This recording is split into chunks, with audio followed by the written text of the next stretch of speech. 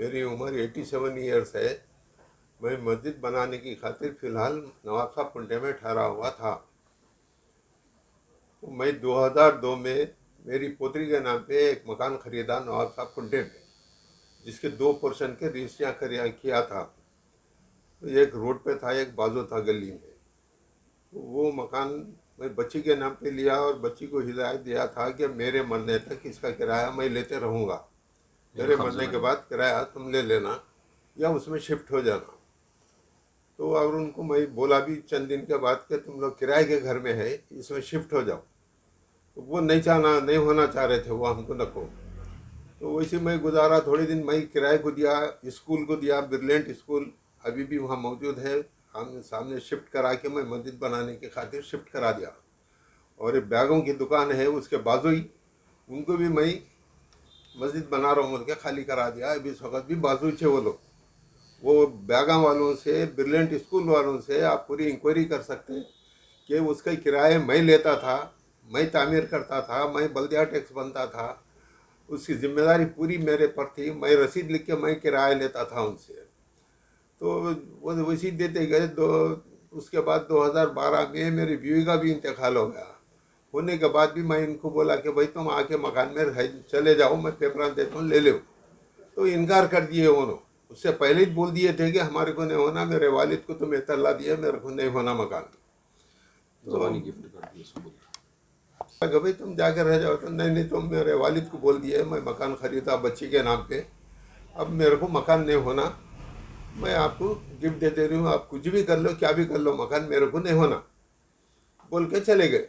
उसके बाद मैं फिर भी मेरा दिल नहीं ठहरा। मैं जो है इस्लामी तरीक़े से मैं एक मशवरे खातिर निज़ामिया से फतवा निकाला। मैं पूरे तफसीलात लिख के दिया, कैसा ख़रीदा, क्या ख़रीदा, पैसा मैं दिया, मुकम्मिल पूरा पैसा मैं दे के लिया। तो देने के बाद अब उनको वो फतवा था ना, फतवा लेने के बाद फतवे में मेरे को आया कि वो अज़मतुन्निसा बेगम मालिका नहीं बन सकती, मोहम्मद इस्माइल मालिक है। ये देखिए, ये फतवा है। ये उसका ट्रांसलेशन। ये उसका ट्रांसलेशन है। थोड़ा नीचे दो।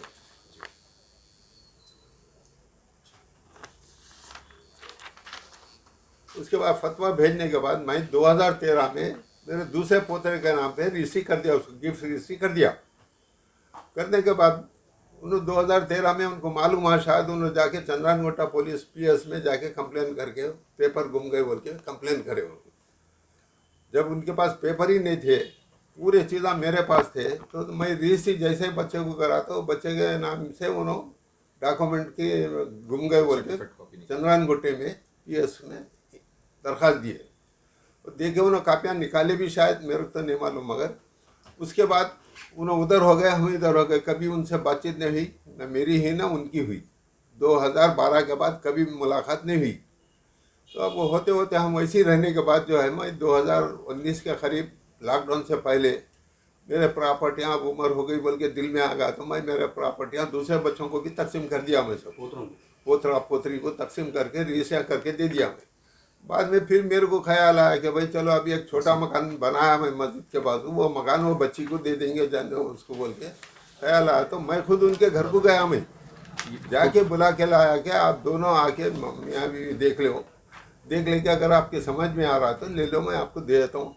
अब मस्जिद तो बन गई बोल के मैं बोला उनको। तो दूसरे दिन मियाँ बीवी दोनों आए मेरे पास, आए, मकान खोल के मकान बता दिया, देख लिए। उसके बाद मस्जिद में आए, मस्जिद देखे, तो मस्जिद में ही बैठ के बोले कि ठीक है बोले। तो मैं पेपरा निकाल के दे दिया और उनको बोल के दिया कि भाई ये मस्जिद के हद तक जो ज़मीन आ गई, ये मस्जिद का अलग नक्शा बना के मेरे नाम पे रजिस्ट्री कर दो, और ये दूसरा मकान का नक्शा बना के आपके बच्चे के नाम पे मैं करा देता हूँ रजिस्ट्री, यानी वो बच्चे से मैं जिसको दिया था। नाम क्या है उनका? डॉक्यूमेंट राइटर सैयद मोइजुद्दीन शरीफ। उन्होंने असल में डॉक्यूमेंट राइटर रहते हो। वो उनको बुला के मैं दिया कि भाई ये रजिस्ट्री करा दे, नक्शा बना दो। आज भी उनका नाम मलकपेट रजिस्ट्रेशन ऑफिस में लिखा हुआ है, मलगी पे। उनको वही कारोबार थे उनके। और उनको कोई, मैं जब 2002 में मकान लिया तो वो लोग किराए के घर में थे। क्या रिश्ता है उनका? जी, मोहित साहब से क्या रिश्ता है आपको? क्या होना? मोई साहब मेरे को पोतरे दामाद होते। मैं वो समझ के उन्होंने किराए के घर में थे तो ये घर में जाके उतर जाओ बोल के उनको बोला हूँ। वो नहीं उतरे हो तो मैं बोला जान दो, ये रजिस्ट्रियाँ तो करा दो, ये घर तुम ले लो, मैं मेरे को ये रजिस्ट्री करा बोले तो अच्छी बात है बोल के, और मेरे को डॉक्यूमेंट दे दो, मैं सब बना के लाता हूँ बोल के गए। तो मैं डॉक्यूमेंट उनको दे दिया, मगर वो देने के बाद मेरे पास और लिंक डॉक्यूमेंट है, फिर उसके पूरे ज़ेरॉक्स भी मैं करके रख लेके दिया उनको। पूरे ज़ेरॉक्स उनको ओरिजिनल डॉक्यूमेंट नहीं दिया, खाली रजिस्ट्री का वो लिखते बोले तो मैं वो नामा बताने के वास्ते दे दिया। बाकी मेरे पास पुराने डॉक्यूमेंट, लाइट के बिलान, नल के बिलान पूरे मेरे पास मौजूद है, और पुराने नोटरी के डॉक्यूमेंट भी मेरे पास मौजूद है। अरे कितने गज है जमीन पूरी total? 280 गज है। मस्जिद के लिए कितनी है जमीन? वो नापे नहीं हम तो, मैं उनको वही बात बोल के नक्शा दिया मैं उनको। कितना टाइम हो गया आप नक्शा देखे? अब जुलाई में दिया मैं, तो वो नक्शे में नाप तोल करके आप मस्जिद का अलग, वो घर का अलग बना बोला, वो नक्शा जो घर। बता दो जी। मेरा नाम मोहम्मद अब्दुल करीम है। मेरी उम्र 40 साल है। आप मेरे दादा हज़रत हैं। आपका नाम मोहम्मद इस्माइल है। आपकी एज 87 ईयर्स है। आप रेलवे में काम क्या करते थे? रेलवे में मुलाजिम थे। आप 2002 में एक प्रॉपर्टी खरीदे, जैसा अभी बताया गया था। वो प्रॉपर्टी आप खरीदते वक्त में मेरे बड़े बहन यानी अज़मतुन्निसा बेगम के नाम पे रजिस्ट्रेशन कराए थे, 2 अलग अलग हिस्सों में, जिसमें 2 मकान की शक्ल में रजिस्ट्रेशन हुआ था। सामने का एक हिस्सा, एक पीछे का हिस्सा। पीछे के हिस्से को एक गली जैसा रास्ता था। 2002 में ख़रीदने के बाद में हमारे बहन, जैसा कि अभी हमारे दादा हज़रत बताए हैं, वैसा जो है ना उन्होंने आए नहीं। ये सारे बातें अभी उन्होंने बोल चुके हैं, मैं फिर उसको दोहराना नहीं चाह रहा हूँ। मगर उनका जो बोलना है कि प्रॉपर्टी हम खरीदे हैं, डॉक्यूमेंट्स हमारे पास है, तो इसके मुकाबले में ये सब बताना चाह रहा हूँ कि ये सारे डॉक्यूमेंट्स हमारे पास है। उनके पास सिर्फ रजिस्ट्रेशन के डॉक्यूमेंट्स है, बाकी उसके हट के लिंक डॉक्यूमेंट्स, लाइट के बिला, नए और पुराने सारे मेरे पास है। और अभी भी मौजूदा हालत में ईसी में मेरा ही नाम आ रहा है, क्योंकि ये प्रॉपर्टी दादा मेरे नाम पे रजिस्ट्रेशन कर चुके थे 2013 में। 2013 से लाइट के बिल्स पूरे मेरे नाम पे, 4 मीटर है उसके अंदर, वाटर कनेक्शन है, वाटर कनेक्शन मेरे नाम पे है, बल्दिया का टैक्स भी मेरे नाम पे है, ये बल्दिया के असेसमेंट लेटर्स है, ये भी मेरे ही नाम पे है। इसके साथ साथ और भी ये सारे डॉक्यूमेंट्स हैं जो मेरे पास है।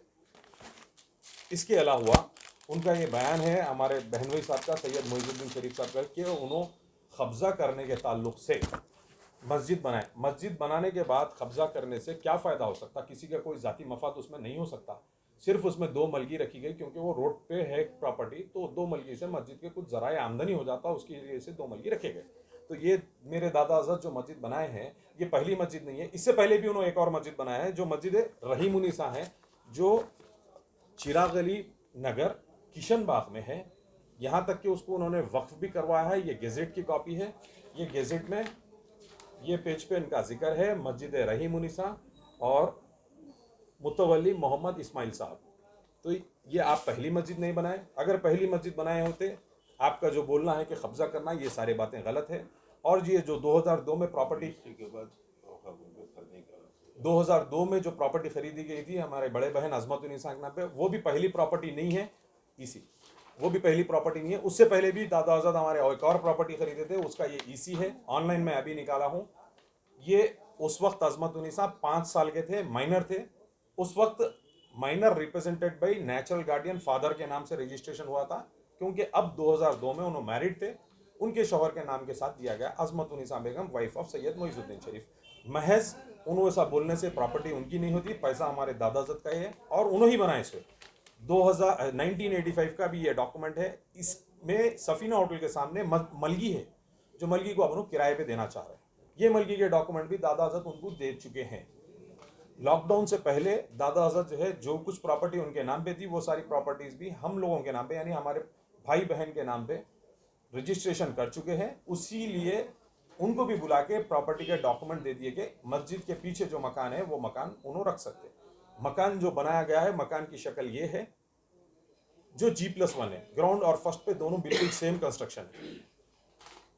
मस्जिद के फोटो, मस्जिद G+2 है, 3 मंजिला है। दादा जो है जिस वक्त 2002 में खरीदे थे, उस वक्त जो है सिर्फ 1 कमरा था इसके अंदर, 2 अलग अलग पोर्शन थे, दोनों में 1-1 कमरा था। और मस्जिद के पीछे का जो मकान है अब मौजूदा हालत में G+1 है, जो दादा हज़रत कंस्ट्रक्शन कराए। सिटी बिल्स, इलेक्ट्रिसिटी मीटर्स, ये सब मेरे नाम पे है। अब ये मस्जिद तोड़ने का मकसद क्या हो सकता है? क्यों तोड़े उन्होंने मस्जिद? ये मस्जिद तोड़ने का मकसद सिर्फ उनका अना है और कुछ नहीं, क्योंकि मस्जिद को कोई मुसलमान तोड़ना नहीं चाहेगा और ना कोई मुसलमान मस्जिद को टूटते हुए देखना चाहेगा। मस्जिद शहीद होते हुए कोई मुसलमान देखना नहीं चाहिए। जनाब बैरिस्टर असदुद्दीन ओवैसी साहब की हिदायत पे मुकामी कॉरपोरेटर वहाँ पर आए थे। उनके आने के बाद में मोइजुद्दीन शरीफ साहब जो है ना तयखुन दिए थे कि मस्जिद जिस हालत में थी 4 दिन पहले उसी हालत में वापस कर दिया जाएगा और नाम लगा दिया जाएगा। मगर ना नाम लगाए हैं और ना जो है ना मस्जिद का दोबारा वैसे ही कंस्ट्रक्शन करने का काम शुरू हुआ। ऐसा आदमी जो मस्जिद को सब्बल लगा सकता, तोड़ सकता, वो शख्स से अगर बस्ती वाले उम्मीद रख रहे कि उन्होंने सेकंड फ्लोर जो खाली है उस पर जो है तालीमी इदारा वगैरह, ये सब उनसे उम्मीद गलत होगी। और मेरी मुकामी लोगों से अपील है कि ऐसे गलत तरीक़े अपना के कब्ज़ा करने की जो कोशिश की जा रही है मस्जिद और मस्जिद की कमेटी बनने की, ये चीज़ों को आप लोग सहारा मत दीजिए, सपोर्ट मत करिए। अगर उनका ये बोलना है कि मैं मस्जिद चलाऊंगा, तो आप कोई नहीं होते मस्जिद चलाने वाले, बल्कि जिस तारीख को आप मस्जिद को तोड़ने के इरादे से सब्बल लगाए उसका नाम निकाल दिए, तख्ती निकाल दिए, मस्जिद के अंदर जो कलमे लिखे हुए थे कलमों की तख्तियाँ निकाल दिए, बेहुरमती कर दिए, तख्तियाँ निकाल के वहाँ पर दीवार उठा दिए, उस दिन से आपका जवाल शुरू होगा। तो इसलिए और अब जो मस्जिद तोड़े, जो इलीगल जो भी हुआ एक्शन वहाँ पर, तो उसकी कंप्लेंट दी गई? जी हाँ, बिल्कुल उसकी कंप्लेंट दी गई। ये कंप्लेंट है, पहली कंप्लेंट जो उन्होंने डॉक्यूमेंट लेके गए थे उस वक्त उनको 4 महीने लगातार समझाने की कोशिश करी गई कि डॉक्यूमेंट या तो आप वापस कर दो या फिर आप रजिस्ट्रेशन के लिए आ जाइए, रजिस्ट्रेशन कर लीजिए। डॉक्यूमेंट वापस नहीं करने की वजह से 2 अक्टूबर को ये कंप्लेंट दी गई थी। ये उसका पुलिस का एक्नॉलेजमेंट है, ये ऑलरेडी पुलिस में रजिस्टर हो गई है कंप्लेंट। फिर जो मस्जिद तोड़ी गई है उस PS फलकनुमा में है, PS फलकनुमा में कंप्लेंट है। फिर ये 13 तारीख को कंप्लेंट दिए गए। ये कंप्लेंट रजिस्टर्ड पोस्ट के थ्रू सबको भेजी गई है, फलकनुमा पुलिस स्टेशन को, ACP साहब को और DCP साहब को और कमिश्नर साहब को भी ये नोटिस भेजी गई है, ये कंप्लेंट की कॉपी भेजी गई है। ये जैसा मोहित साहब का बोलना है कि मस्जिद की शक्ल में, मस्जिद की आड़ में कब्जा करना चाह रहे हैं, इंक्रोच करना चाह रहे हैं। इनकी उम्र है 87 ईयर्स। क्या 87 ईयर्स में इनको कोई दुनिया से लगाव हो सकता? क्या इन्हों प्रॉपर्टी कब्जा कर लेके कुछ कर सकते? और अगर उसमें मस्जिद बना दिया तो क्या मफाद हो सकता? जाती मफाद कुछ नहीं हो सकता। और अगर आपको बेचना ही था, 2002 से आपके कब्जे में था, रजिस्ट्रेशन मेरे नाम पे 2013 में हो चुका था, जब भी हम बेच देते थे प्रॉपर्टी। अगर हमको पैसे की चाहिए, पैसे की जरूरत थी या पैसा हम चाह रहे तो हम उसी वक्त बेच देते थे। हम 2013 से संभालते हुए 2021 तक आके 2021 में जो है इसमें मस्जिद का इफ्तिताह हुआ। ये इफ्तिताह का जो है ना रुखा भी छपा गया, कार्ड भी छपा गया, इन्विटेशन कार्ड। और 2 अप्रैल को कई मेहमान खुसूसी आए जिस मस्जिद के इफ्तिताह के लिए। इसके बाद में जो है ये खूबसूरत मस्जिद तामीर होने के बाद में 5 वक्त नमाज के लिए बिल्कुल तैयार थी और नमाज चल रहे थे। 11 नवंबर बाहर की फोटो 2021 तक नमाज पाबंदी से बिना रोक टोक के चल रही थी, सदर साहब की ज़ेरे निगरानी में। ये मस्जिद के फोटोग्राफ से एक मस्जिद के मीनार के साथ